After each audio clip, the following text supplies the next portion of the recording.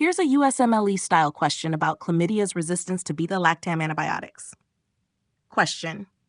A 22-year-old sexually active woman presents to the clinic with complaints of dysuria, vaginal discharge, and lower abdominal pain.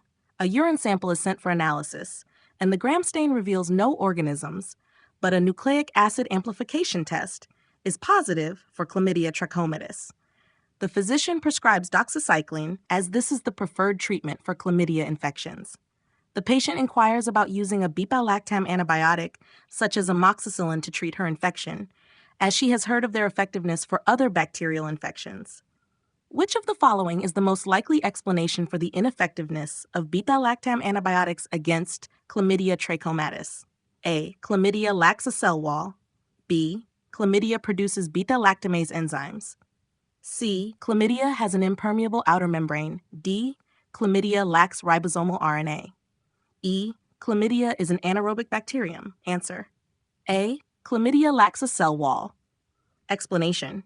Chlamydia trachomatis is a gram-negative bacterium, but it does not possess a cell wall that contains peptidoglycan, which is the target of beta-lactam antibiotics. Since beta-lactam antibiotics work by inhibiting the synthesis of the peptidoglycan layer of the bacterial cell wall, they are ineffective against chlamydia. This is the primary reason for its resistance to beta-lactam antibiotics. B. Chlamydia does not produce beta-lactamase enzymes to degrade beta-lactam antibiotics. C. Chlamydia has an outer membrane, but its resistance to beta-lactams is not due to an impermeable outer membrane. Rather, it is due to the absence of a cell wall. D.